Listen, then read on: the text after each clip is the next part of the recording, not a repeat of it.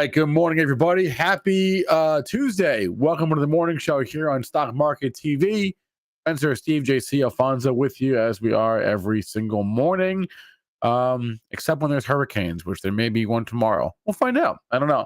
What up, Dawson, Sambo, Luke, Josh? How we doing? Today's show, what do we got? We got Rob Koyfman on the show. He's the founder and CEO of Koyfin, one of our favorite products to use. He hasn't been on for a minute, so we'll talk to Rob about what's new in his world. What else? We have some charts. Of course, we have charts. We always have charts. It's the one thing we have on the show is charts.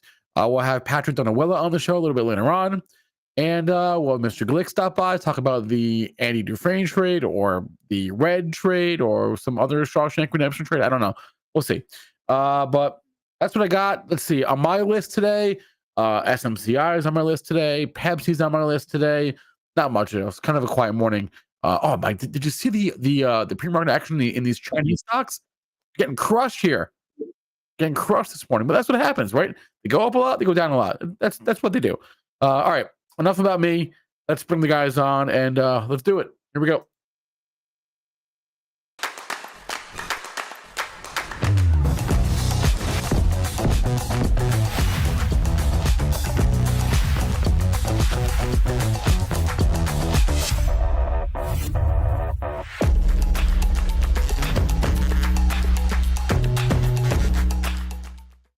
All right, ladies and gentlemen, I just want to correct our friend here, Mr. Spencer Israel, who's never lived in Florida, who's talking about how a hurricane might hit tomorrow. Yeah, it's gonna hit. Sorry, I'm pretty sure that this thing's gonna hit, and this is one bad mother. Shut your mouth, right? I mean, this is no joke, dude. We're preparing in a way down here that I haven't seen since Irma. Which, you know, that's. But you're not going to get hit that bad down there, right? It's up north. They're going to get. We are not even getting a hurricane. We are still on tropical storm watch, which is what is a little bit strange to me. I think up in South Florida, it's Cat 3, and then eventually Cat 5. The problem is that around the outside, you get like these like bands on the backside that are like close to as strong as the ones in the middle. And we worry about that. The spot tornadoes, if a spot tornado forms and goes down your block, it's like a Cat 5 was there. That's a thing? Yeah. Dude, there's little tornadoes in it. So like Hurricane Andrew, I was 10. The house across the street was completely demolished. And yours was fine. My roof caved in, but the house next door to me, it was like a hurricane never even came through there. Yeah, dude, it's scary. I've driven down some of these roads after Irma. One side of the street, all of their appliances are out on the road. Other side of the street, look like nothing happened. Yeah, it's really crazy. Yeah, luck of the draw. We'll see.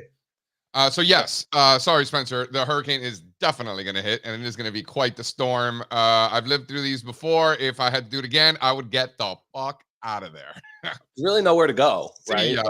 Like for now, for you. You go to. I told you to go to Aruba. You made a great point. I was looking at flights to Puerto Rico yesterday. The problem is I would have to get up to Miami to get out there. Yeah, nobody wants to do that. All right, Spencer, shall we? I guess.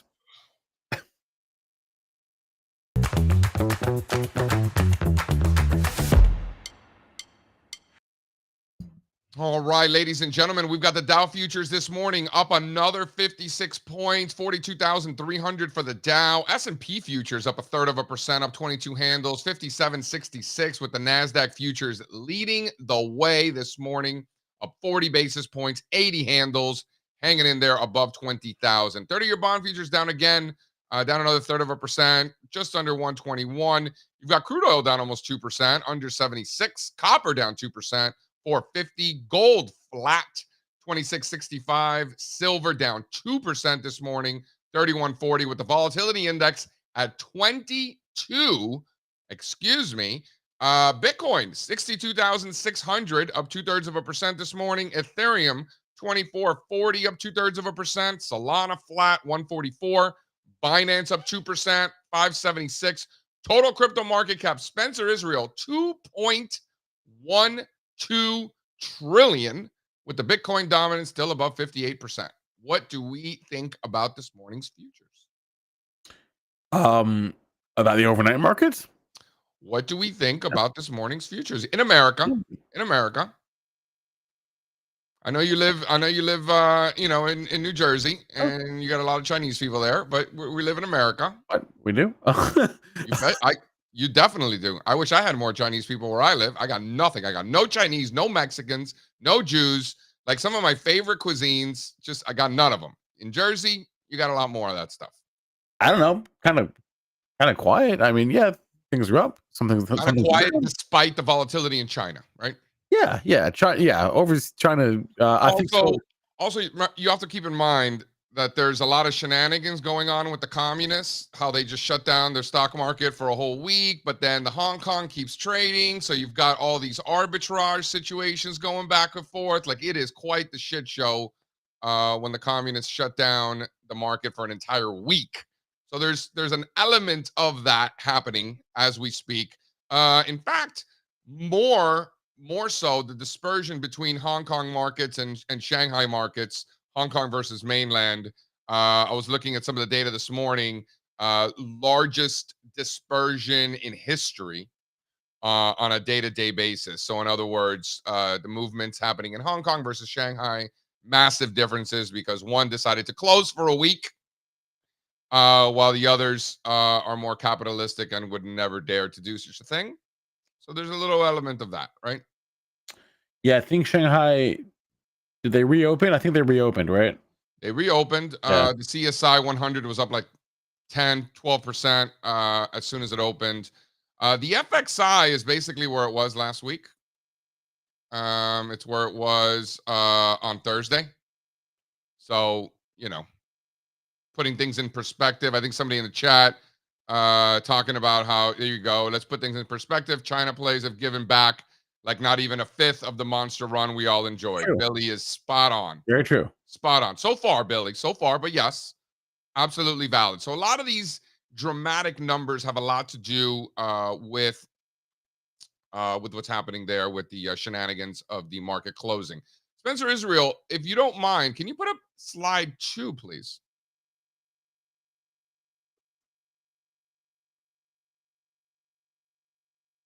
How do we feel about that?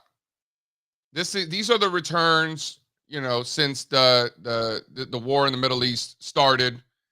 Historically, wars are a good thing for stocks, right? The media likes to scare you and tell you that, oh my God, there's a war, so da da da. We know, we have the data. Historically, wars are good for the stock market. Might be counterintuitive, but it's just a fact. And here we are. These are the stock market returns since, I believe it was October the 7th of last year. Spencer, do I have that right? Yes, and that is correct. What's funny about this, what jumps out to me is like for utilities, right, which is the best performer on this list, didn't the bulk of those gains happen in like a very, very brief window of time? When I say very brief, I mean like a couple of weeks. Well, it's this year, really, right? Yeah, but it's not the whole year. I mean, that's what this chart is showing, but like utilities, like clearly only outperformed for a brief window, but it was a great window. Let's see. We'll look at a couple of different time frames. So on a year-to-date basis, you've got utilities leading the way, up 28%. On a quarterly basis, let's see, going back to 3 months, you're looking at utilities leading over that 3-month period, over the last 6 months. I mean, they've been working all year, Spencer. All right. I thought whenever the AI thing popped off for utilities, that was like a couple weeks there where they were on fire. I kind of thought that would have carried them all the way through, but yeah, I don't know about any AI thing. We're talking about utility stocks. I think it's maybe more of an interest rate thing, if you ask me. No, I'm saying there was that window of time when like utility stocks were AI stocks, right? You don't remember that? Yeah, I mean, I don't fancy the gossip columns. If these people want to tell me that these utility stocks are going up because of some AI conspiracy theory, like that's adorable. Right, fine. Enough about that. What a year, though. What a year for the indexes. I mean, holy moly, 33% on the S&P, 32% on the Nasdaq. I mean, I saw Grant's chart. This is like the best election year since like the 50s, right? What more can you say? It's been awesome.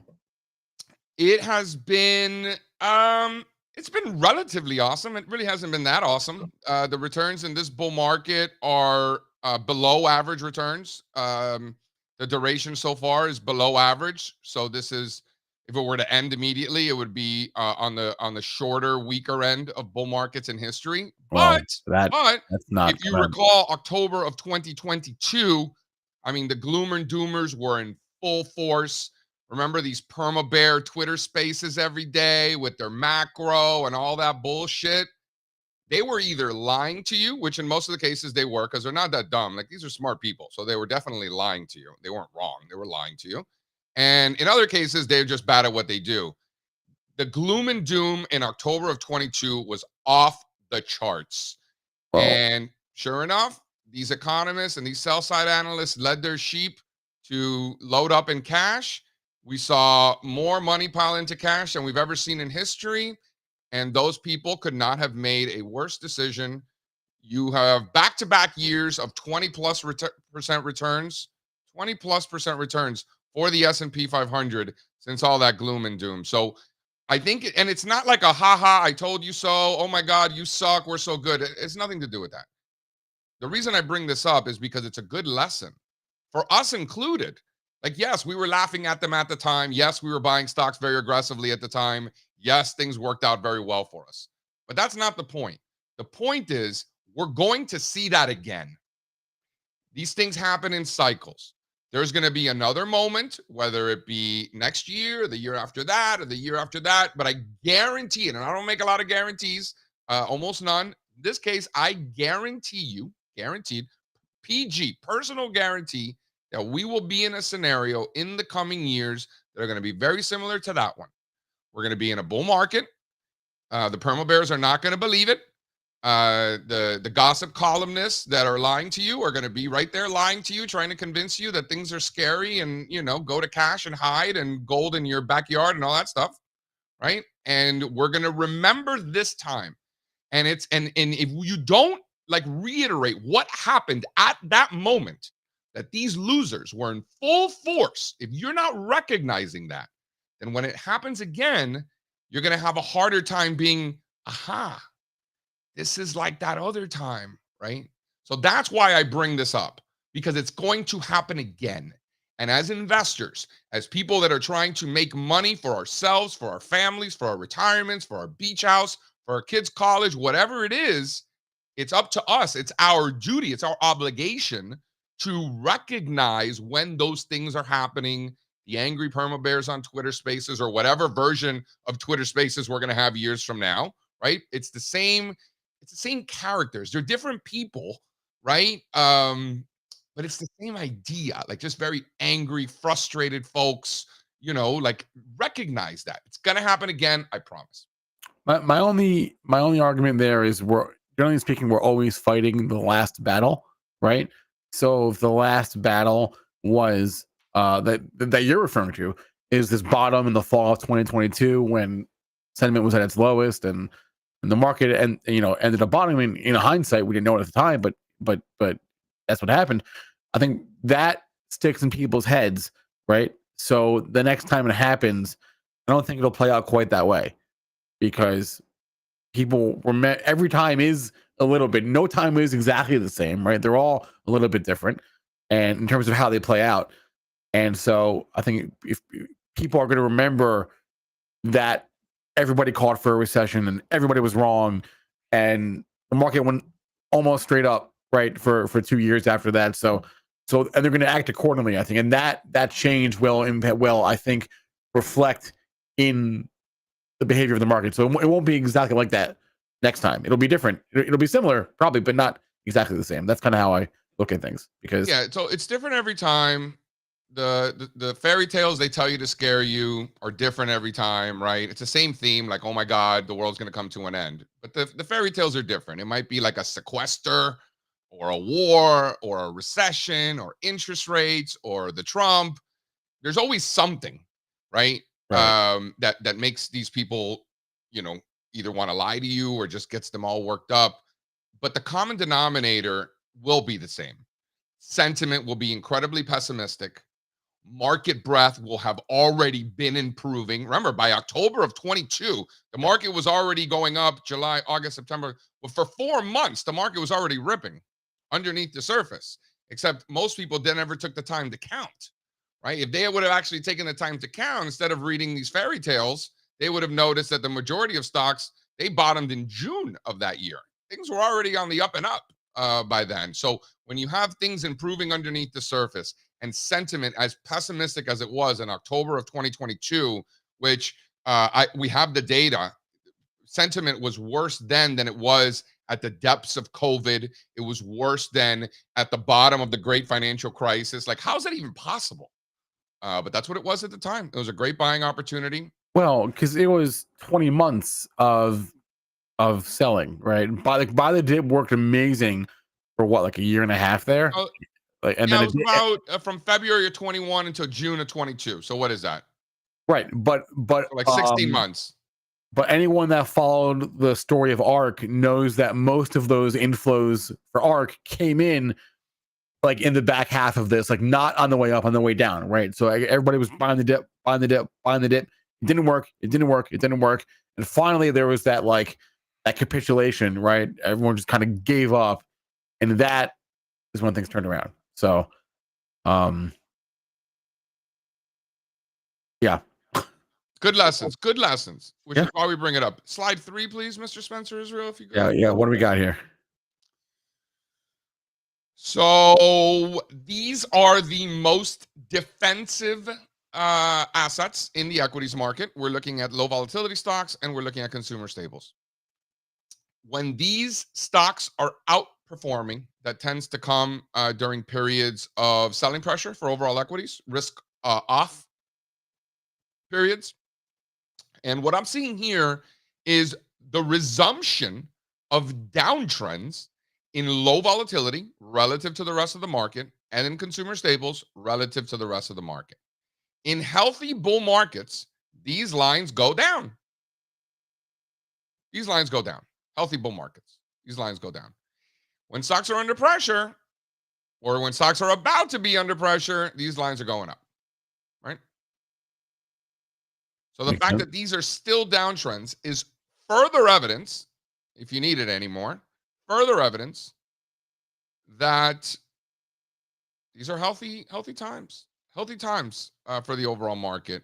I would, if you are in the gloom and doom camp, if you are one of these recessions coming around the corner, oh my God, sell everything. If you're one of those people, you're looking for two things to prove that you're not a complete idiot, right? The two things, in my opinion, that would prove your bearish thesis to be valid would be a resumption of this uptrend, of this bounce that we saw a little bit earlier this year in these names. So if these things start making new 52-week highs on a relative basis, that would be pretty strong evidence of risk aversion, in my opinion. We are not seeing that yet. Also, the list of new lows, 1 month lows, 3 month lows, we got to see those increasing, right? In other words, you can't have a bear market or a correction of any kind without the prices of stocks falling. That's just math. So we should probably take a look at how many stocks are actually falling. The 1 month lows list and the 3 month lows list are a fantastic way to quantify whether or not stocks are falling. And these relative ratios as well. Steve Strazza, any thoughts on the relative rotation out of these defensive areas and lack of new 52-week lows, 3 month lows, 1 month lows? This is very constructive. It's what the bulls want to see. For me, I'm looking at this massive breakout that is in the works in the equal weight discretionary versus equal weight staples ratio. So I'm looking at something similar as you are. I'll throw it up. We'll get the chart up. You want to see high beta over low vol. You want to see discretionary over staples. You want to see staples and utilities lag the broader market. I want to see. Do we need to see utilities lag? Why? Yeah, right. Same thing. Why do we need to see? Hold on, but why staples? Sure, but why do we need to see utilities lag? What do you mean? Yeah, I don't understand the question. Stocks to do well, utilities need to lag. Utilities would usually lag in the same way staples would. They would usually move. They together. didn't. They're not lagging this year. Stocks are doing just fine. The .com bubble, I know, right? Early 2000s, they led. I get that. But typically, historically speaking, utilities are a defensive group. You'd expect them to behave in the same way. Yeah, but as low they're volatility often is an stable. offensive group too. They don't necessarily have to be defensive, like consumer staples and low volatility. I think you would agree. No, utilities are not offensive. I'm never Hold going to on, agree you with would that agree 'cause that it's they're simply that not true. utilities have a defensive tilt, but these are the pure play defensive trades. Look, you can X Constellation Energy and Vistra out of utilities if that kind of performance bothers you. But if you For the look, record, it doesn't bother me. I If you- have been through bull markets where utilities have been a leader and outperforming for years at a time during bull they're markets. not leading. They're just the group that the two best performers in the S&P 500 belong to this year, right? So if you equal weight And what it, about it that looks bull like- market from 2003 to 2007? Were utilities not an outperformer and a leader during that period? I know, but it happened one time. I don't And know now why it's we happening talk about again. it so much. It's happening again, and it's happened before that too. Utilities are not a that leader. my point is that utilities can be a leader in bull No, they markets, can't. and it happens all the time. Now, What doesn't happen is consumer staples leading and low volatility leading. Now that doesn't happen. JC, if you were to take the XLU SPY ratio and overlay it with either one of these and then remove the labels, would you be able to tell the difference, or would the utilities relative trend look so much like the staples relative trend that you wouldn't know which one is which? That's the point I'm trying to make. Well, it's not fair because I could draw these things for you, so it's not really fair. You get what I'm saying. I get what These you're lines saying, look and exactly I'm the same. disagreeing with you. Mm-hmm. By the way, 2019 was one of the greatest years in the history of the stock market. Utilities outperformed the entire year. Listen, I get all that, and I believe what you're saying about 2003 to 2007, but I'm more concerned with what's going to happen in 2024, and even more concerned with what 2025 is going to look like. I don't think there's any reason to be concerned, because if you think that for whatever reason utilities are a defensive asset, you're seeing utilities as the best performing stock market in a year that the best performing sector in a year that the S&P 500 is up 20%. I don't see anything defensive about that at all. How many times has that happened? I think Tim is spot on. I think that there's a giant interest rate situation in the utilities market. Yep. Fine. Yeah. We've been making that it's more related to interest rates than it is for risk off. All right. Well, doesn't the same thing apply for staples then? No, more for real estate. Yeah. Real estate and utilities are moving. real with the estate and bond utilities. market. There you go. Strazza is saying something that makes sense. There you go. Atta boy. He's right. The bottom line, Spencer, here's the takeaway for most people. If you put XLU SPY in this chart that we're looking at, it would look exactly the same as these. So I treat it the same. It's defensive. Yes. Is it going to move more with interest rates? Absolutely. Why? Because these are heavily debt-ridden companies, but also on top of that, there's simply the income effect, right? Where they pay very high interest rates. So they're viewed as an alternative to the bond market. So interest rates have like a double impact on these stocks. You could say something similar for biotechs, ARCs, right?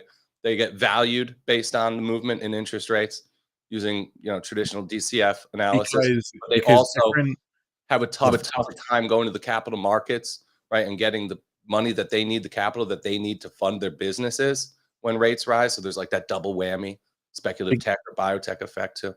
Because different groups, different industry groups, different sectors play different roles in a portfolio, and people will go to those groups if they know, hey, I'm looking for income.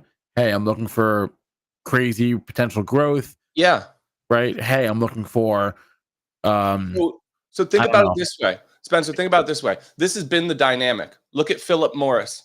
Look at Verizon. This is the same theme that we're about to talk about with utilities and real estate. Look at the performance in PM and Verizon. Why? Because people were getting 5% and then they stopped getting 5% and they still wanted 5%. Where could they get it at that point? How about some of the biggest dividend paying stocks in the market? They are true alternatives to treasuries. The performance from a stock like Philip Morris or Verizon proves this point.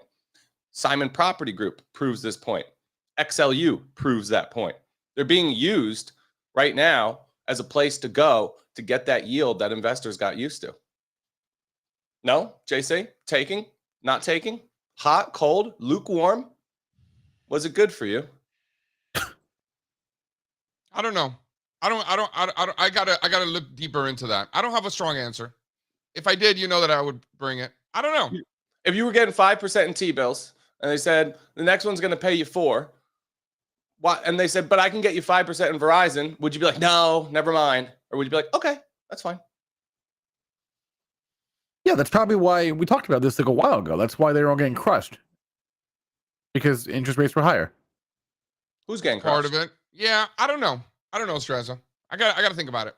Because there was no market for dividend stock when you can get.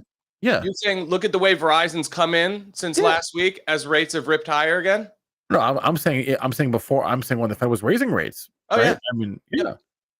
Yep. Yeah, you're probably right, Strazza. I got to look into that more. But yeah, there's something to that. And look at PM and Verizon just over the past couple of weeks. When rates bottomed and rolled over, they're giving back some of those gains. I didn't realize that Kenny was here. Sorry, Kenny. I didn't see you there. Bring him out. Bring him out. Yeah.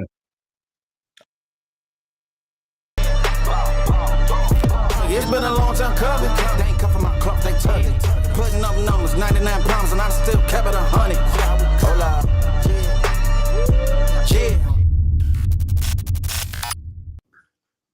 All right, Kenny. Oh, Kenny Glick in the house or something, man? I have a question for you. Talk to me. Are you or are you not flying to Atlanta on Friday? I am. You are not. Listen, according to my wife, who has every weather app ever, she says by Thursday it'll be blowing out into the sea, and we're gonna be all right. That. That's like the trader with too many indicators. You know, tell your wife to follow price, and the price is going straight to Atlanta. She's got a Doppler tattoo. She's so into the weather. She should be 80. Did you see the text message from Todd Stone this morning, JC? Yeah. He's saying the same thing to us, that he's going to Atlanta and that we were spreading fake news on here. He's sending us screenshots of his weather app and saying, look, it's going to be beautiful. I'm like, you're not going to Atlanta. You know what's going to happen to our friend Todd Stone? He's going to be in Atlanta, and he's going to get stuck there and have to sit through a Category 5 hurricane is what's going to happen to our friend Todd Stone. We'll give him your number, Kenny. You guys can get together when you're stuck in Atlanta. Remember, I am a reformed Florida man. So yeah. I know. Well, we're actually to be Athens. It's a little bit more west. So I don't think that makes it any better. The hurricane's the size of the fucking state. You're not helping your cause here. In the immortal words of my wife, we're going. All right. Yeah. Kenny Glick, talk to me. What's moving this morning? Hey, listen, I'm going to go right back to that 3-year chart that I've been finding these winners on. A couple of weeks ago, actually 2 or 3 months ago, I was talking about this DocuSign. There was something going on there because the earnings were impressive. The stock was being bought on dips. And now, again, technicals precede the news. And I guess it's getting added to some index. So DocuSign coming out. Still think you got about a buck and a half ready to go on this one. But if you can break that 69.5, you're looking at a stock to get back into the 80s, possibly 90s. So I'm going to stick with this DocuSign today. Again, I don't buy stocks that are gapped up, so we'll wait for it to settle in. But more importantly, the Chinese stocks and the QQQ correlation. Qs go up, Chinese stocks down, Chinese stocks up, the Qs go down. There's definitely something there. So yesterday, I saw the headlines where it said Chinese stocks exploding, and then I looked again, and I was like, wait a minute, where'd all those headlines go? And now we're seeing this massive gap down. So it seems like the crowded trade just got blown up, but good. Disasters are what day traders want. We want to come in looking to buy the dip on these Chinese stocks. The only thing is, a lot of these dips were bought. Let me show you this dip. This is today's chart. So again, if anybody's awake at 5 o'clock in the morning, and imagine, I mean, I can't imagine anybody's trading, but look at the volume at 4 o'clock in the morning when Alibaba opened up. Here's the VWAP break. The stock's has already done what I like to do. I like buying the dip when they break VWAP, and you had a 4-point move. The thing is, you know what's crazy? I remember when pre-market trading was non-existent. Now we're almost open 24 hours a day. And you're getting some real volume at 4 o'clock in the morning. We're just really not that much of a window when the market's closed, but you know, now that I came in with a couple of ideas and they've already happened, I just sit back. And I got to tell you one thing more. One of the things is this UVXY. So either the UVXY was predicting World War III yesterday, the hurricane was going to kill us all. Something's up. When you see UVXY trending higher, catching bids, going higher, catching bids, and trading higher, you got to be a little bit worried over the overall market. So I'm going to sit back. I'm going to wait to see what UVXY tells me. If there's any strength, if there's any dip buying on UVXY, I might be looking just to short this market again for a rollover. And I'm talking about the S&P and the QQQ.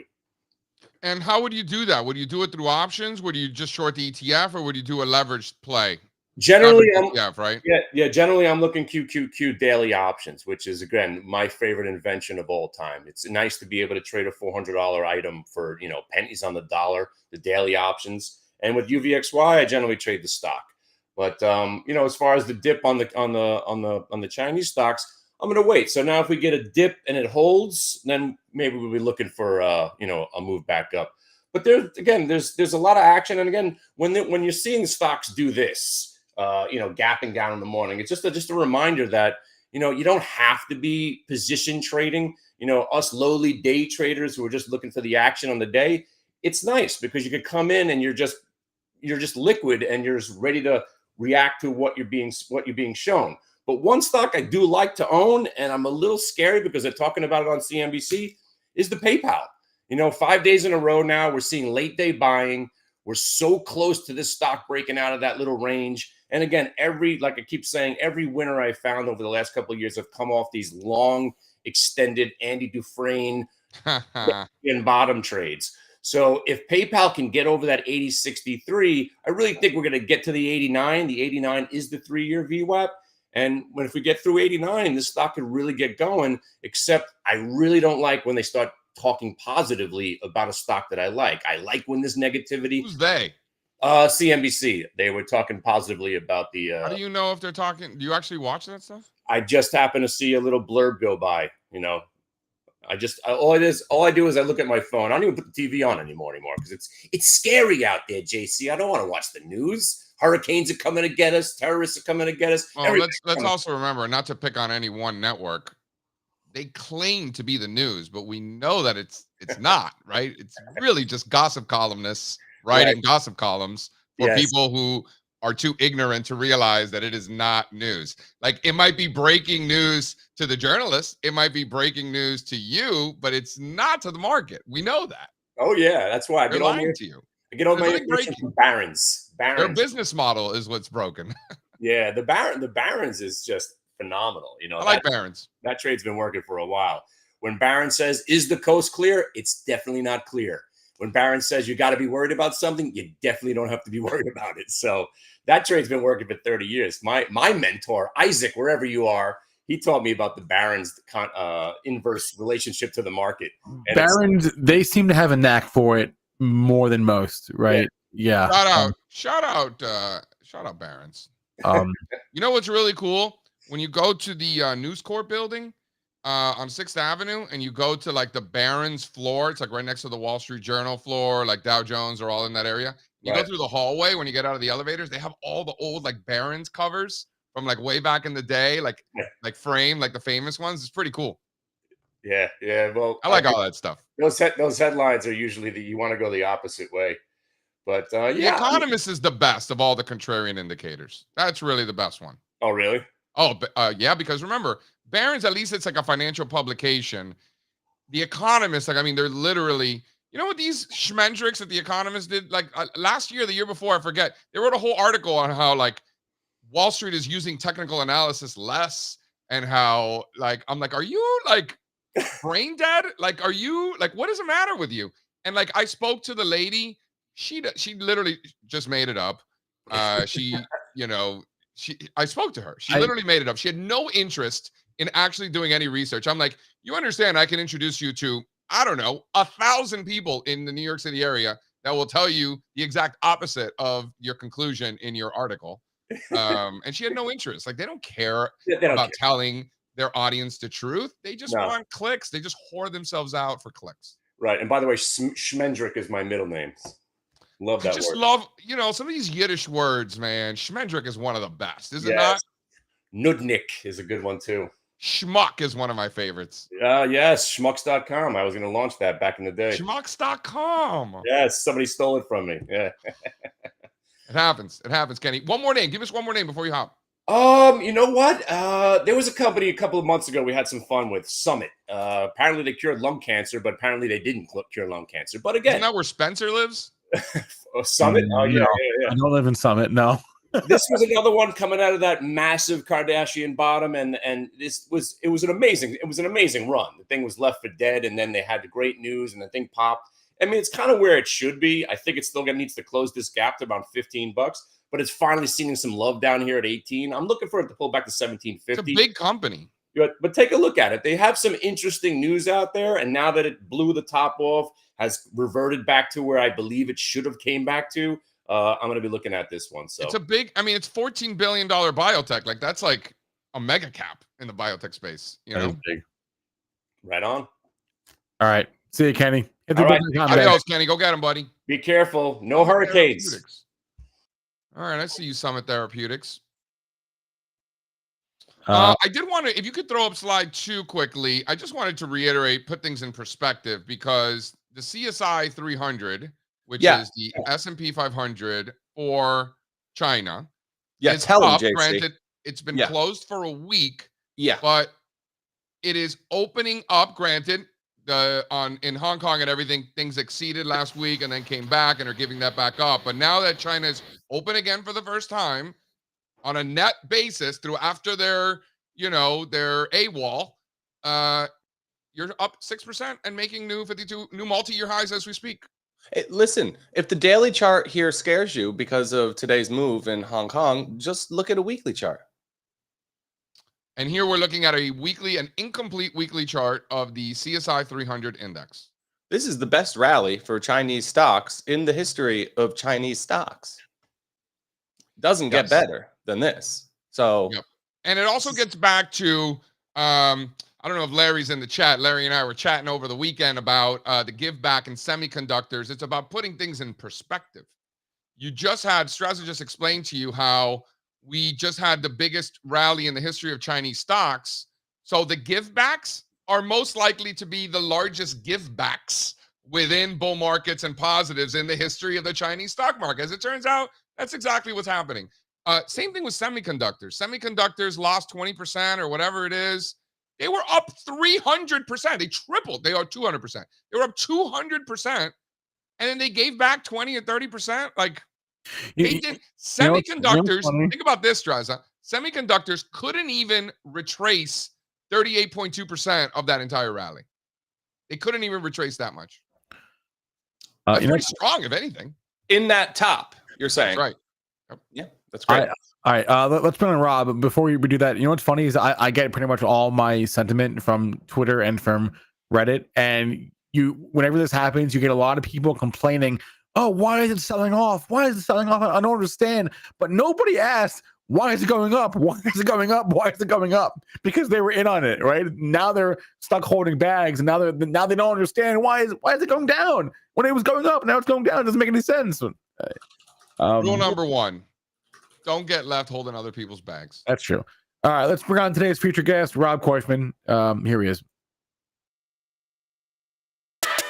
Jay, we've been friends for a long time. Make the call. I mean, this is pretty professional, guys. Nice show you got going here.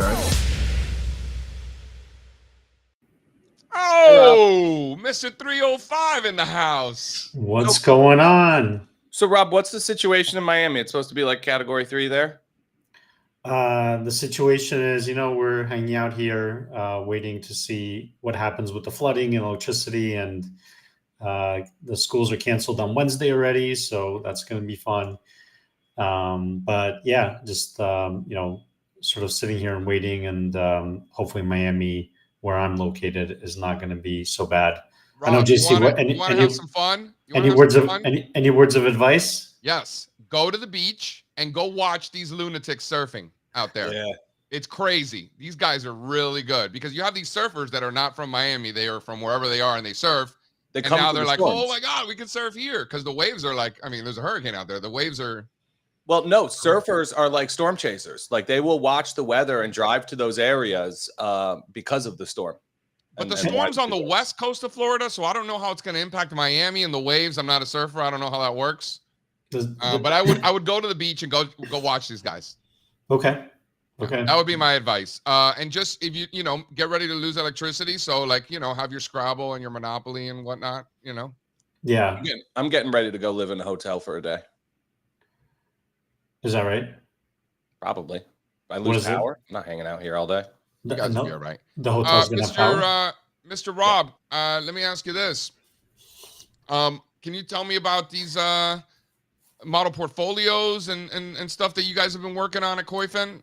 First of all, why don't you introduce yourself to the folks? Maybe you might be new to some of these folks, and then please tell me about the model portfolio. What's up, everyone? My name is Rob. I'm the founder, CEO of Koyfin. So we're a financial data analytics company, really helping investors find the right investment ideas, monitor them, create portfolios, track portfolios, do really interesting screening. And I think where we really excel is having really solid professional data on the fundamental side, really good macro data, and just letting you dig in more if you want to go beyond just technical analysis, which is really important. But if you wanted to go a level deeper, that's where we come in.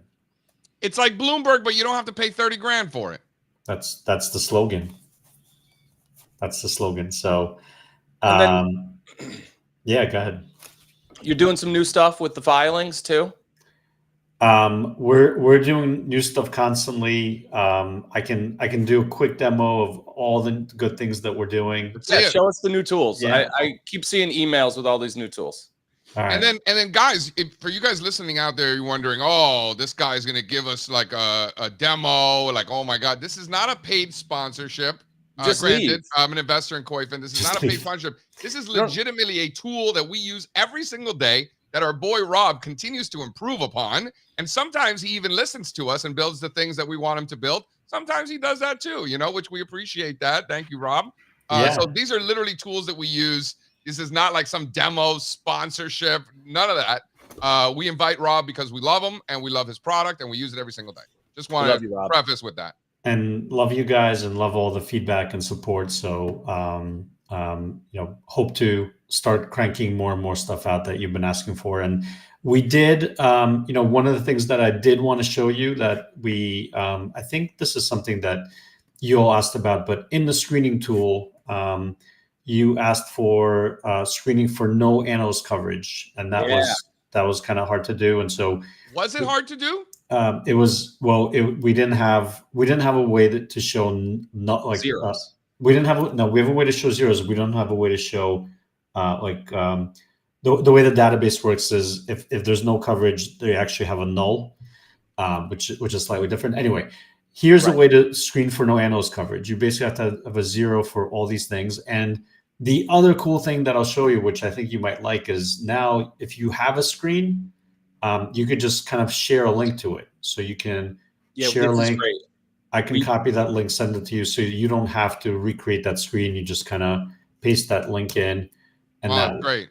And so we use that all the time on the analyst team. It really makes our lives easier every day. So if somebody's working on something, builds an awesome screen, they just share it in our analyst chat, and anybody can click it and go check out exactly what they did. Hold on, let's take a step back, Rob, because some people out there might be wondering, why would we care about stocks that don't have any analyst coverage? I'll give you my answer. My answer is because if a company doesn't have any analyst coverage, it's probably because they don't need Wall Street. They don't need their debt deals. They don't need their secondaries. They're crushing it. They don't need Wall Street.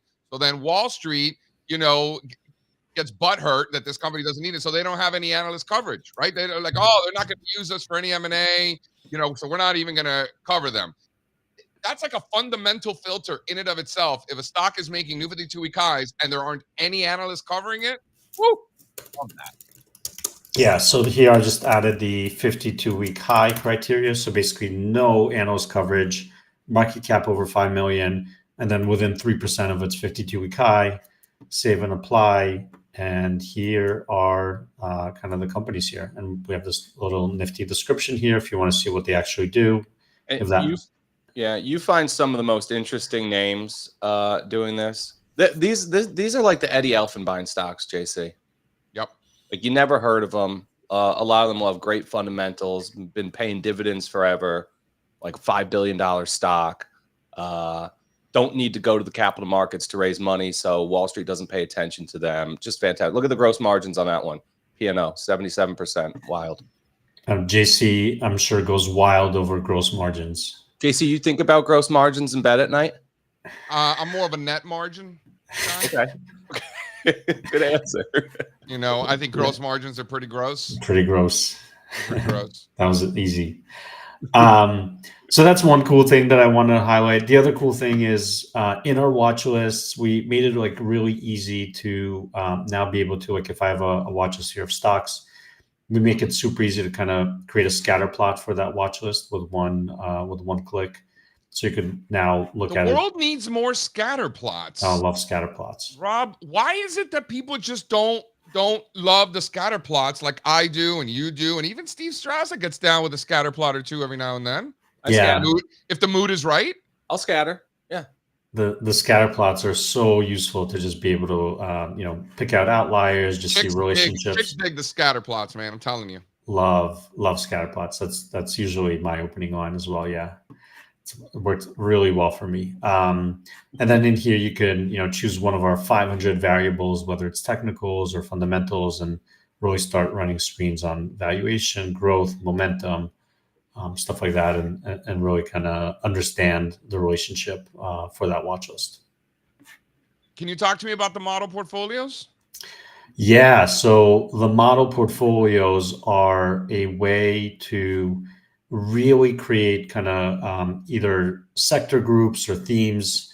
So if I wanted to have a portfolio here of just like 3 stocks that I'm back testing here over time, I can edit this portfolio, put in the stocks, put in the weights, 33%, and then be able to kind of run that performance over time in a performance chart, and then be able to pull that up on any chart.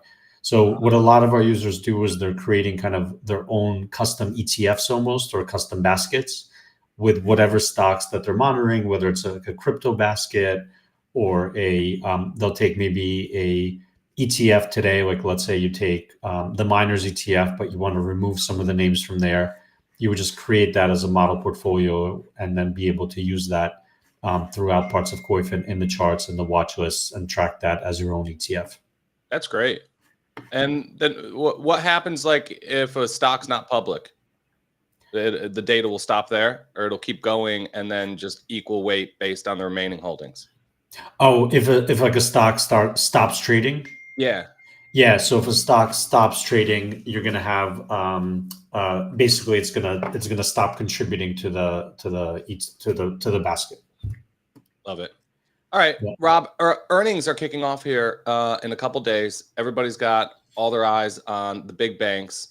We use the screener to kind of track earnings performance a lot also. Mm-hmm. You guys have the fundamentals, and then you could just put the technical overlays right on it in the screener. Why don't you show the earnings dashboard? Yeah, earnings dashboard, great one. So under under analytics, the earnings calendar is a good one where you can select kind of like an index or an ETF or watch list. So let me kind of just use my Rob's watch what's list. on Rob's watch list? What's on my watch list? Goldman Sachs, baby. And so then you have kind of like your calendar here when they're reporting, just some high level information on what the average expectation is for revenue, EBITDA, EBIT, EPS, net income. You could add this to your calendar. So if you wanted to add this as a calendar invite, you could do that as well. And you could customize some of these columns in case you don't want like all this views here too much. You could do that as well. Can you easily see like if they beat last quarter, sort of a situation? I see that there's a column for the actual. Can you compare it to the estimate and basically like say this was a beat? Yeah, you could do that. So so you're basically saying like, hey, provide this for the last quarter. So you can't do this in this view, but you can do this in kind of like the last 90 days view. There you go. So that'll give last quarter's estimates and actuals. Yeah. So this is kind of like what happened over the past 90 days, which is going to be kind of capturing all that window. Right. So you could see how the company did.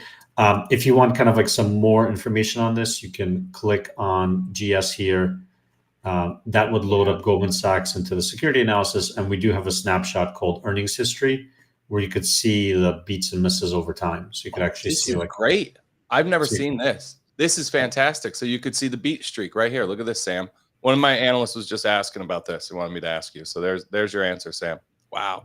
There's your answer, Sam, just for you.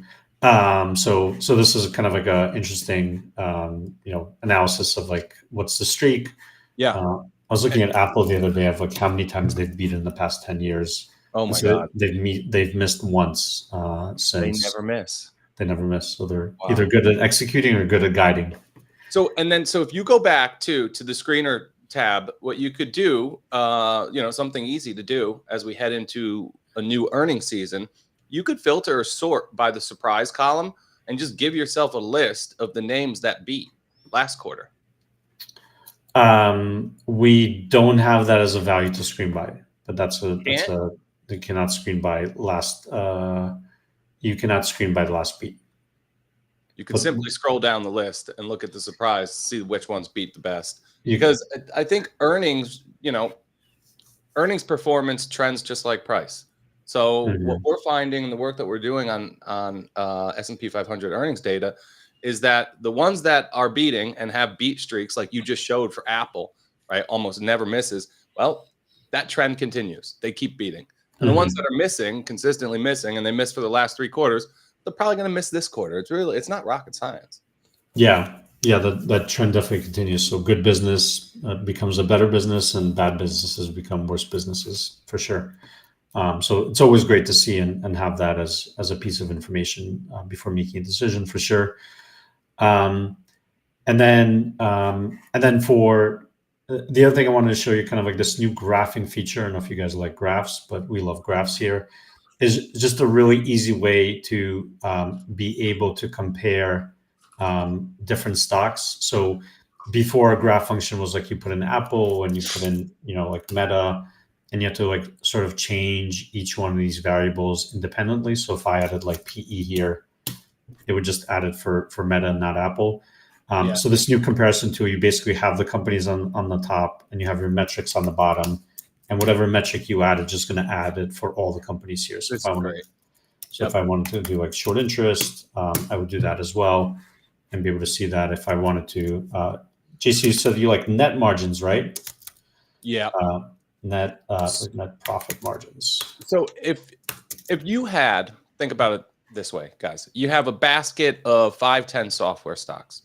You're trying to pick the best one for your portfolio. You go here, you compare them all on a price to earnings basis, price to sales basis. Like Rob said, you could look at other stuff like which ones have a little short interest catalyst going on for them. And you can analyze them all together in the same screen, same window of Koyfin. And that should help you easily, really quickly, make a decision about maybe which ones you would prefer or favor for adding. Yeah. Yep. Absolutely. So that's pretty cool. And then I always want to highlight my favorite feature on Koyfin, which is lots of charts. Yeah. You basically get to pick, again, are you looking at an index, an ETF, holdings, or your watch list, and then being able to kind of like really quickly scroll through a bunch of charts that you can then you can customize what your chart looks like over here. So you have the absolute price trend and the relative trend, right? So you can add indicators to the lower pane. If I wanted to, I could show the absolute price trend up top and the price to earnings trend down below, right? Yep, absolutely. So what you would have to do that is basically, this is my lots of charts. The way lots of charts works is you're inputting your chart template here. So if I just do my normal chart, this is my normal chart. If I do my relative strength chart, it's my relative strength. Perfect. If I just do, my short interest chart, it would just show the short interest for everyone. Nice. But the way you create that chart is down here in graphs. I would start with I'm here in historical graph. I'd start with an unsaved template. And so if you just want to see the PE here, bang, I would save this as my PE template. And now that's available in lots of charts. So if I go to lots of charts and I go here and find my PE, that's going to show me my PE for these ETFs. If you want to do ETFs, or if I wanted to do back to Rob's watch list, it would show me the PE for kind of like all my stocks. This is great. If JC were here, he would probably ask you about the yield curve. We're hearing that it's reinverting. You have an easy way to check that on Koyfin, I believe. Yeah. So two ways to check that. So number one is you can go here to the markets dashboard page and look at the yield curve here. And we have all the global yield curves. So to the extent you just want to look at the US one, you can kind of like pull that up here and look at the data. So it depends which point in the yield curve you want to look at. So let's say it's the 10-2. Which do you look at? I mean, is it the 2s 10? Smart people tell me I should be looking at the 3-month 10. I think 10-2s is definitely like it's standard, right? it's 85% market share, I would say. That's the one they write all the white papers about. That's the one people definitely mention. By the way, they're all sort of correlated, right? So if you look at this, they're all very much correlated. But the 2s 10s is definitely the one that people look at the most, and potentially the 32 as well, kind of like a little bit longer. If you want some more, like you're in a dashboard here called yield spreads. If you want more flexibility, you would pop that out. Yep. And basically load that up into here. So I'm going to hit this chart, and now I just have like much more flexibility to be able to add different symbols, go longer. And so this goes from the 80s. So you see where it is. And this is what JC is talking about here, where you can see the yield curve. This is the spread between the 30s and the 2s, the spread between the 10s and the 2s, and what it is over time. And you can see we're just popping out of this kind of like negative trend that we've had for so long. The other way to do this is you can look at the yield curve as a yield curve. So this is a new function where you could actually plot the yield curve at different points in time. So this is kind of July 23rd. Let me, add US and October 8th. And let me just get rid of this one. Well, this so here, like July 23rd, 2024 in the summer, this was inverted yield curve. And then October 8th, let's see here. Wow. Yeah. So, that's something.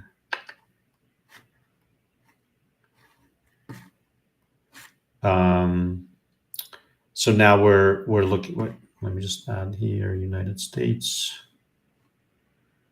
Well, if you're looking at the 2 years, the 2-year 10, it's inverted. But if you're looking at the yield curve here, we had a 50 basis point cut.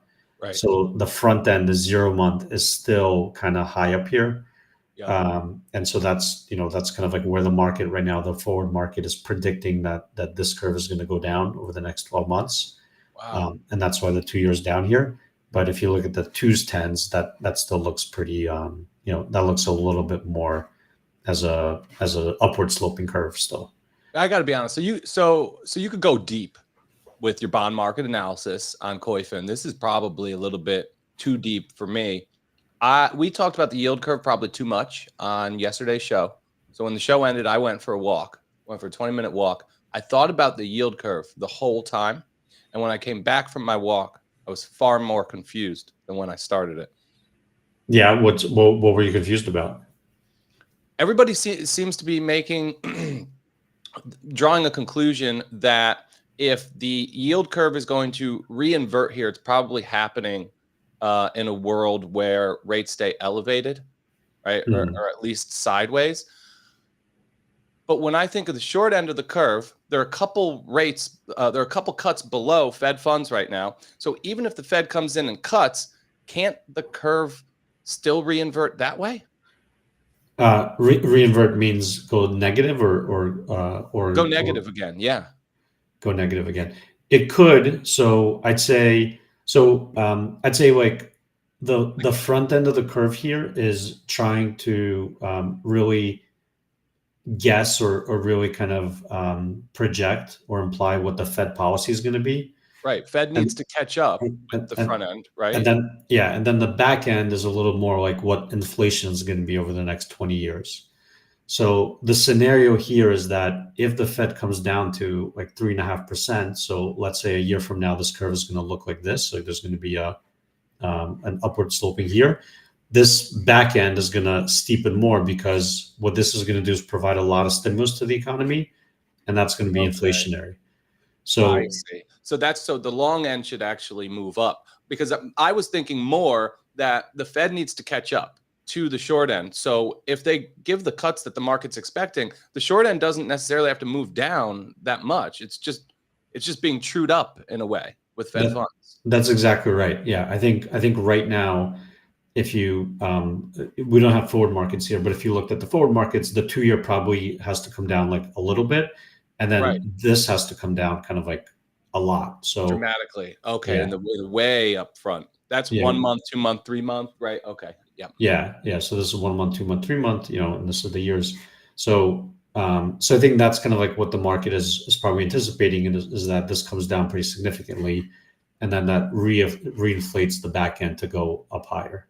So how should we think about the yield curve in terms of risk assets? If I own a basket of risk assets, would the yield curve moving higher and steepening from here be better? Because when that line moves up, we were just showing like the 2s, 10s, it's always a recession or a bear market when the yield curve starts steepening, it seems like, when you zoom out 20 years on that chart.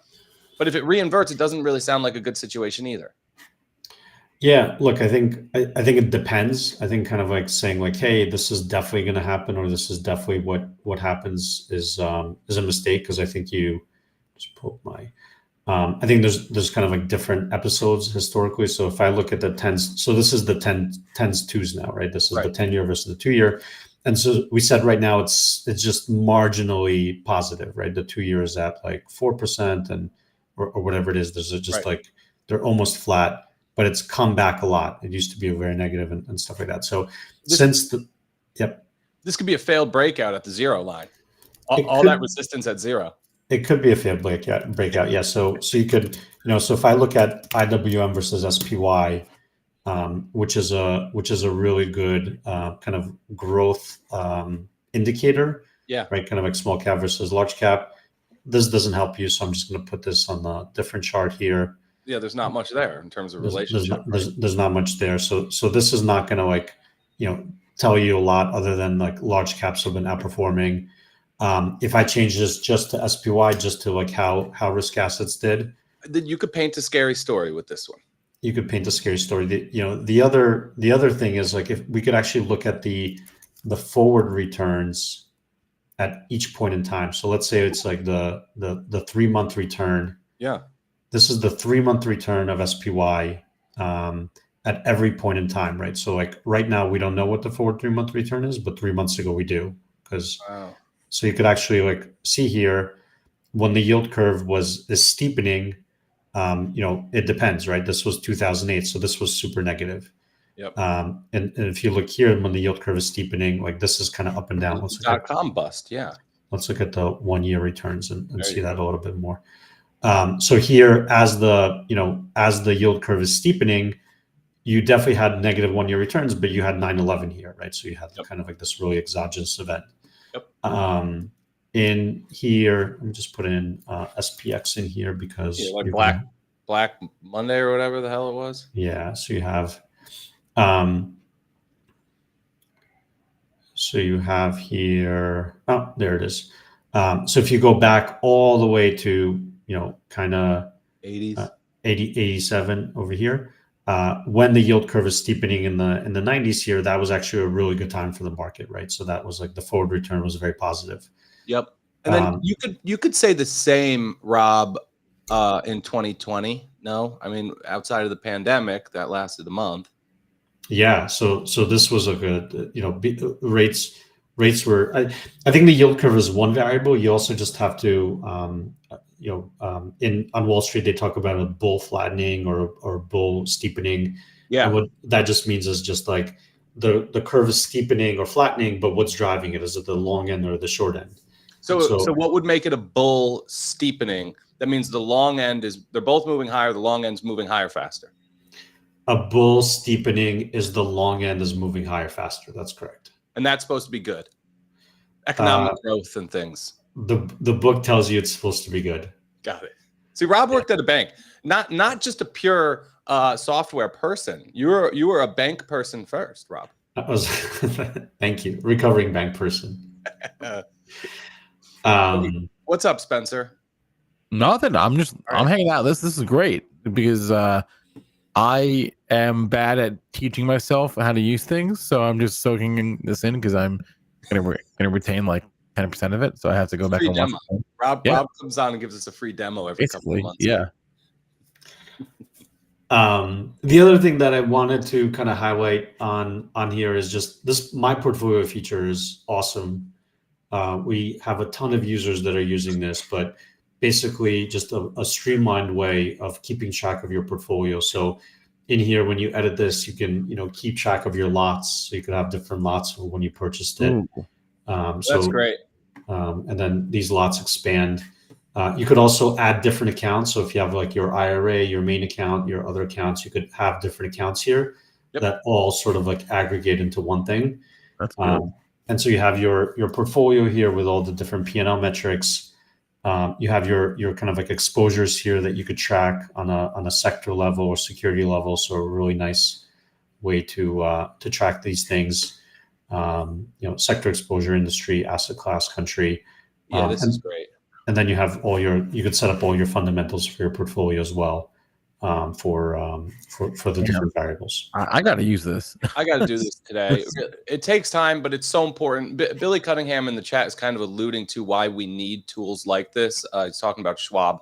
Look, I love Schwab, but I'm with you in terms of portfolio tracking. There's like close to nothing there that make you do it yourself. So what you do with the portfolio tracking tool here, the My Portfolio tool, is you just punch in what you own. You could separate your brokerage account from your IRA, set up different accounts, and then just track it in here. Don't rely on the brokers because the tools aren't there. Yeah, and I'm Fidelity for life, and they're equally as terrible. I think they're worse in terms of reporting. It's very not good, actually. So listen, I need this tool. Yeah, there's a lot here. If you go to our YouTube channel, if you guys like videos, we put out a lot of content on how to use this stuff. Definitely takes some investment. I have one more request before we let you go, Rob. I feel like this is something that you in particular could help with. So we have a problem in our field. They're always changing the names on us. It's not Google, it's Alphabet, it's not Facebook anymore. It's Meta. I don't know what the hell Block is. What happened to Square? Can you just what is GE Aerospace? There's no General Electric anymore. Can you go back and just put the old names, just make them the old names, and we'll just go with those and pretend that none of this ever happened? You sound like my grandpa. Yeah, can you make Google again for me? Steve, we don't call those companies those names anymore. But I would like to. No, we can't do this. We can't. You can't override the APIs. We'll put in a request with the exchanges. We do have like a request that comes up of like having a custom name, and that's really that's a lot of times it's because these ETFs are so stupidly named. It's like Spider or S&P 500. Like people just want to like see like S&P 500 or.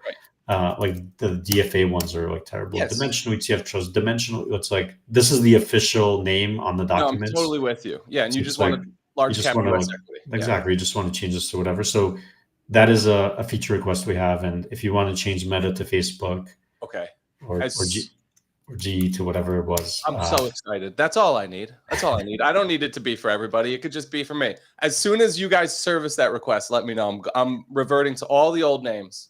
Nice. That should be like a toggle. Boomer names. Are you a boomer? Exactly. That's it. Boomer name. That's what it's called. Because I lose track. They're changing the names out here all the time. I don't know what anything is anymore. Yeah. It's getting out of hand. Keep you on your toes. I don't know what to tell you. Hey, Rob, stay safe this week, all right? Thanks, man. Really appreciate you having me on. Nice to catch up with you guys, and I'll talk to you soon. All right. Yeah, good luck out there tomorrow. Thanks, man. All right, bye-bye. Yeah, it's gonna be a week. Listen, he's gonna get it, and that's like the real problem for me. He's not far from you. He's Miami, right?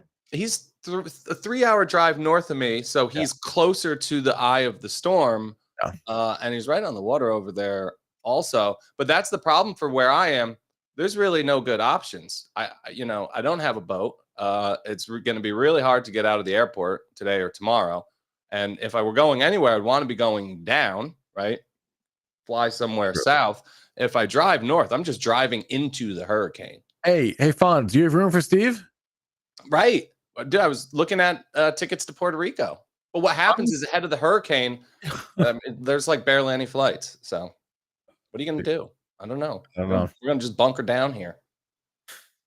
All right. But what else is going on? Let's see. It's 9:41, 9:42 now. Markets are open. Things are moving.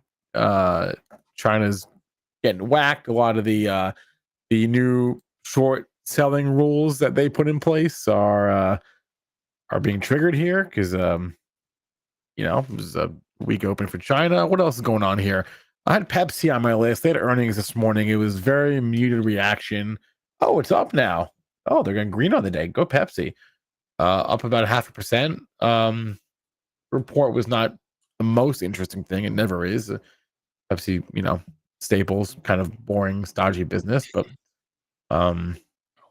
Spencer, I need you to be ready for earnings come Friday. Yeah. Oh, yeah, dude. Friday is kind of the kickoff because we get the first batch of banks. So like Pepsi is today, I believe. Delta is tomorrow, and then the first batch of the banks are Friday, and then next week is when things really start to kick off. Really, like Tuesday. Like next Tuesday is kind of like the first big day of the earnings season. So I'm excited for it.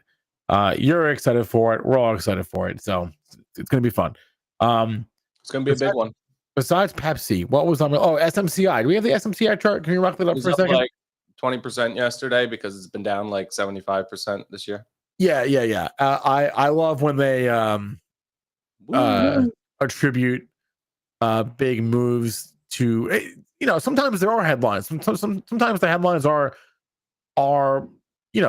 a good reason for a move. This headline was that they shipped a bunch of GPUs and demand was still high. I mean, okay, so demand is still high. No one really said it wasn't, right? But anyway, yeah, like you said, the stock is getting killed. So a rally's huge on one positive headline and it stopped right back where it had been at the prior resistance. So what are we down now? SMCI, of course, now is down 5% today after a huge day yesterday. But so here's the thing about charts like this. As trend followers, we don't want them. Yeah. We don't buy these. See the red half circle in Yeah. the middle of the screen, and then price violating that little gray rectangle, and then following through and continuing to move down and to the right on the screen here. That's a top, and that's a new downtrend. There's so many stocks, Spencer, completing brand new uptrends right now. Wrote about one in the hot corner today. Brand new uptrends. This looks like a pretty fresh new downtrend. I don't know. AI stocks. They tell me it's an AI. Here, hey, they tell me it's an AI revolution. However, the companies that make the AI chips have not outperformed the S&P 500 for 4 years. You got a lot of people stuck in this thing, right? I would imagine if you drew a VWAP or an anchored VWAP from those highs, or from right? That's not above. That won't be above the VWAP from the year. Yeah. You got a lot, because as we've seen time and time again, when things go parabolic, the biggest inflows are always late. Always late every single time. So, and that's how you get blow off tops. Right. So you get a lot of people stuck here, and a lot of people are kind of and people are also slower to the draw, right? It takes them a minute to realize, oh, it's not going up anymore. It can take people a few people. And you can't do that with a parabolic uptrend. Those are the ones you want to keep the tightest stops on and leave the party early, right? Rather than late. They're absolutely dangerous at the end. They're awesome until they stop. Yeah. And then it's risk management can be tough because something like this that rallied 1,000%, in 12-month period, like Supermicro, when that rally's over, it's not going to correct 10%. Well, that's kind of how I feel about China here, and it's why I haven't participated in this, because I don't know how to control my risk in these, because you wake up this morning, you're down 15%, It's like not. Here. It's like Here. what can you do? And I don't. So I don't feel bad that I haven't played a single thing here, and I've missed the entire rally. No, I get what you're saying, and let's talk about it real quick. What can you do? What can you do? If someone has a good idea or a good method or strategy in the chat for how to control your risk in these names, I am all ears. I would love to play ball. I really would. Right? I hear you, and I think I can help you. And I have an illustrative example. Lay it on me. Okay. And then we have Patrick here, so we'll bring Pat on in a second. Good. Yep. I'm gonna embarrass Patrick today. We have a special recess. All right, throw up chart 3. And maybe Pat also has an opinion here on this, but I haven't found a way that works for me. Okay, 10 cent. What do we got? Okay. So this, Spencer, is a textbook primary trend reversal pattern, right? Yes. Deal? Deal. I'm with you. Okay. It blew right through that very clearly defined breakout level. Right? You had a shelf of old highs there. And you also had the VWAP coming in from the all-time high, which was really like the big level. Came in right around the same place in the low 50s. We love to see that. Ran up and tested it earlier this year, failed, back into a little coil. We were coiling in the mid to high 40s, and then we blasted through. And now you're saying, what the hell do I do? You buy this when it pulls back and retests that level, and then your stop is at that level. You don't rush in last week or the week before when these things are up 30% in a day and buy it then. Maybe on the first day, the first bang, fine. But at this point, these things are super overbought, right? They're stretched, okay? They're probably due for some backing and filling. Let them come to you. Let them dance. Like you said, Spencer, China down 5, 6, 7, 8, 10% in a day. Wouldn't surprise me in the coming days and weeks. Use those as buying opportunities to catch something like this, which is now a valid trend reversal. And it did it in a very decisive way, right? Look for a little corrective action here. You probably won't get it exactly back to the breakout level. Sometimes you do. Right? Yeah. Buy that weakness and then set your stop at the breakout level. Throw up the next one too. This is I think a weekly line, but it shows it very clearly as well. These are the patterns. These are the rounding bottoms. So throw up the next one. The K-Web. Did I put the K-Web in? No. I think we did. No. Yeah. Chart 4. Okay. Right. Same thing here. Like I dumbed this down with a weekly line chart. The captions make this chart. Well, it's uninvestable, and then it bases and it's having the best performance ever, and people still don't like it. I mean, that's a setup made in heaven from a sentiment standpoint.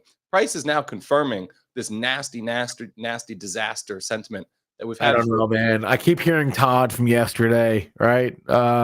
His words are ringing in my head. Todd's overthinking the mandates. That money's coming back. That money's coming back to play ball. All right. And it's going to chase. And you know where it's going to go? Just like Q4 last year, it's going to go into all the best stocks. And you know what are going to be the best stocks internationally when that money comes back? When China leads, nobody outperforms them. And when China lags, no one underperforms them, right? They're the semiconductors. They're the energy stocks. They're the high beta of the world. When they're doing well, they're doing the best. When they're doing poorly, they're doing the worst. So now that China's doing well, I expect them to literally do the best. Look at the way they've performed over the past few weeks. Look at anything else in the world. Performance will be chased. Money managers will chase this performance. That money flows right back into China, right where it came from years ago. All right. Let's see if Patrick has thoughts on this. Patrick.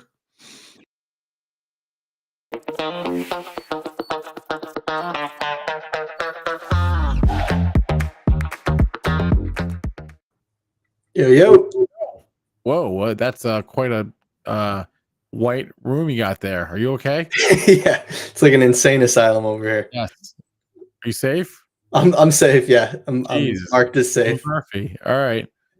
Do you have any thoughts on what Steve was just saying, or what I was just saying about just risk? I mean, it definitely is a hard one to catch because they've gone vertical. But I will say, like that K-Web chart, it's really coming in today and retesting that level. I mean, this is a place where you could get involved, and just not letting it get too much further down below like 32-ish. Nice little retest today, and that would be the playbook, right? Is just wait for, like Steve said, corrective action, and that's kind of what's happening now. So now would be the time to take the chance. All right, you guys are almost talking me into it here. I don't know. Time for some hedging trades, right? Yeah. All right. What was this chart that you dropped in the deck here? What's this? I dropped a few. Let's see. What do we want to start with here? I don't know. You tell me. Where are we starting? What's this? We got. Yeah. So this was like kind of the big story last week. Just kind of the energy sector led by a huge margin. It was up like 6%. Financials, the next best sector, was up like 1%. So energy led by a huge margin. Started the week as the worst performing sector, and then by the end of the week it was like the 7th best or something. So right in the middle of the pack. But it's all kind of, it seems like kind of one big trade. You have the dollar looks identical to crude oil, and it has for quite some time, and rates seem to be following the dollar. So it's kind of all this one big trade, and you're seeing rates above 4% for the first time in like 2 months. So it's all that kind of a rebound of what we thought we didn't have to worry about anymore. But I think this whole thing is short-lived. I think if we're going to have some October phobia, a little spook in the markets, I think this would be the catalyst. And I think it probably is short-lived because you saw crude oil break down to a new 52-week low, or like a new 2-year low, back in August, and then we reclaimed it. So that's kind of what's been happening the last 2 weeks. It's been kind of this failed breakdown. And I think when it broke down, I think positioning got aggressively bearish. And so I think what we've seen is kind of just that unwind of that aggressiveness. So I don't think it'll last too much longer, but it's good enough to kind of jolt the markets for a little bit. I mean, we saw the VIX spike it was up like 18% yesterday. I think it had a nice 20% spike last week, I want to say. But I think that's bullish when you see the VIX spike as much as it is, and then you look at the S&P and it's off like less than 2%. I mean, that shows that there's still a lot of fear in the market. Every time we have a little bit of a dip, people are running for the hills and rushing to hedge. And that's bullish? Yeah, I'd say so, because you want that complacency, or not complacency. You want that reluctancy, that kind of lack of conviction. It's when they have conviction and they're not worried about anything, that's when you have to worry. Okay, all right, I can see that. All right, this next one, we're talking about Bitcoin here. It seems like we're slowly starting to turn the corner. Louis' note this morning was talking about moving averages and percentage of coins above their 50-day. Yeah, is at its highest in like 7 months or something. Well, I think that's notable. So, and what you're talking about, I think, is Louis mentioned that the most altcoins over their 50-day moving average since Bitcoin peaked in March or so. That's pretty notable, I think. I mean, that shows risk appetite. But yeah, here we are, entering some of the best weeks for Bitcoin of the year. All right, now we're talking. Weeks, they've been higher. Each one has been higher at least 78% of the time, by an average of 4%. So yeah, and we're coming off a really bad period too. Sam Gatlin has been all over that ever since we kind of entered that rough period. I remember kind of brushing him off. He was like, and Sam, if you're listening, kudos to you. But he was kind of saying, these next few months, and this was 2 months ago, aren't too great for Bitcoin. They haven't. He's absolutely right. Yeah. But here we are. The seasonal winds, so to speak, have changed. So now we just got to see a higher high, right, Steve? Yeah. I mean, what do you think about my MicroStrategy chart? Am I doing too much? I think your chart is really interesting because there was a lot of talk yesterday about what does this mean? Like, okay, MicroStrategy, and we were talking about it, I think last week. MicroStrategy looks better than Bitcoin itself. What does that mean? Like, is that a lot of people talking about it as if like, is this kind of like the end kind of thing? Is this but I think you gave some really good context here. This isn't the first time we've seen that, right? So if you hold the premium or discount to NAV for something like MicroStrategy, and it's not to NAV, right? But you hold their Bitcoin to net asset value, premium or discount as a constant, right? Then it's just math that you would assume that MicroStrategy would go up more than Bitcoin when Bitcoin goes up and go down more than Bitcoin when Bitcoin goes down, right? So it's simply a levered vehicle. Think of MicroStrategy as a 3x long spot BTC ETF, right? That's what it is. And it's simply acting that way. When Bitcoin starts falling, MicroStrategy falls first and falls more. And when Bitcoin starts rising again, MicroStrategy will bottom first and rise more. So what you're seeing now is MicroStrategy leading out of the gates. Kind of tried to break out yesterday. I had to draw a diagonal to make it look like a breakout. Not quite there yet, but MicroStrategy looks like it's trying to kick off a new leg with some sort of range resolution. So all I was trying to, illustrate here is that would be very normal. MicroStrategy should kick it off, right? And that would be good for Bitcoin. I don't know. But people call this a chart crime. I said, okay, maybe it's a chart crime. No. No. Did you get the breakout? I think you might have gotten it yesterday. I want it more decisive than that, though. Yeah. Let's get a big one. You know what you're getting a breakout in, though? The SUI. Do we have the SUI? Throw up the SUI, Fonz. Do we have the SUI? The SUI GUI. New highs. You like this one? I don't know what those words mean, but I like the chart. No, I copy and pasted that. Yeah, I don't know. Yeah. Offering path-aware routing and cryptographic validation. Sounds great. I don't know. Okay. The first of the top 20 cryptos to make it back to those old all-time highs. So that stands out. Not many look like this. We need more that look like this, I think, right? That's another signal that we'll get. I'm ready for recess, guys. Yeah, me too. Go.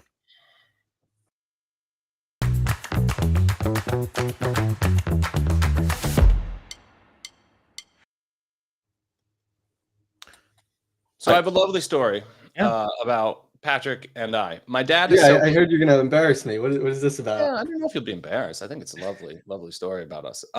So my dad sent me a picture that's hanging in my old office. And this is Patrick and I. Only Pat, 5 short years ago, a little more than 5 years ago. So this was May of 2019. Yeah, probably a little more actually, like 6 years, maybe. No, yeah. It says it right there. Yeah, it feels a lot longer. Yeah, or was it May 19th, like 2018? It could have been May 19th. It could have been May 19th, honestly. So this was 2018 or 19. I had just started doing stuff with JC and All Star Charts. Patrick was in the early stages of launching and starting Chart Report.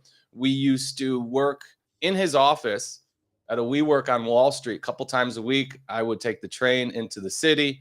Other friends. You had that gigantic backpack. That was probably a very large laptop back then. Remember, like you didn't want to share space with me. My laptop was too big. It used to give me a backache. Sarah would meet us. Tom Bruni would meet us. Early guys that helped out with the Chart Report, like Ian McMillan, would meet us, and we had a nice group, and we used to work together IRL. And Patrick and I started doing media with Real Vision, little like quick trade idea hits, little Real Vision interviews. So I think one of our first media events ever, we met in the city. We went to Real Vision together. I think Pat pitched Visa or something else. I might have done like Wingstop or Church and Dwight. Man, you didn't miss. You had Wingstop, which, I mean, in hindsight, whoa. You get lucky sometimes. Yeah. I had Visa and then that Solar Sun run. But I, which had a nice run and then just totally crapped the bed. That's right. Yeah, the Sun run. That's right. But when I think back to those days, I mean, and having the camera in your face early on, it was so uncomfortable. We were so nervous. We used to get together, overthink what we were doing, spend hours and days preparing for these interviews. And it was a nice time. About days. They would usually, we were the backup guys. So they would call us within 24 hours notice and just say, hey. It was a good time. It was an exciting time. I remember we would finish our interviews and call JC and tell him how we did. So that was just a really exciting part of my life and my career. And we were doing a lot of, fun things, building new products together, creating new things. We were going through like early growth stages, chart report, all-star charts. And it was just a lot of fun. So I had a great time with you hanging out in the city back in the day, Pat. Oh man, those were the times, man. Likewise. That's a good picture, man. Look how young we look. Look, we don't have bags under our eyes. My face isn't all fat and puffy. Like, look at how good we look. It was pre-COVID, Steve. Man, it was a different world. 40 pounds lighter. Good times. My recess is just an update on my journey of exploring tree nuts. I'm now 5 for 5. I am 5 for 5. All right. I tried Spencer, you're allergic, right? Not anymore. I'm not. I had my very first pecan yesterday, and my very first walnut on Friday or Saturday. I don't know. Which one did you like more?